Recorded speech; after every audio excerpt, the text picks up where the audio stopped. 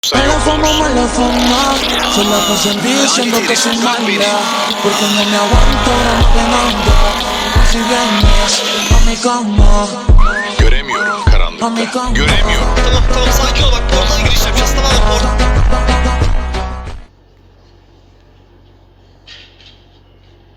Portaldan kaçtı, gel. Gel direkt portala. Allah, portal kırıldı. Allah. Nasıl gideceğiz buraya? Bana yardımcı ol. Yoksa her şey kötü olacak. Yüce Usta'yı bul. Bana yardımcı ol. Tamam sakin ol, başka bir fikir daha var aklımda. Bırak beni, tamam fikir var aklımda diyorum ya. Karanlıkta sen de kaybolursun. Duydun mu beni? Bana Yüce Usta'yı bul. Kaybolmak istemiyorsan Yüce Usta'yı bul. Tamam bulacağım ya, bulacağım entisi bulacağım diyorum. Bulacağım bak. Dur. Üzgünüm. Özür dilerim. Çok özür dilerim gerçekten. Kusura bakma. Karanlık. Tamam karanlık. Bulacağım sana, dur. Gel benimle. Aklımda bir fikir daha var. Bir yere daha götüreceğim seni, gel.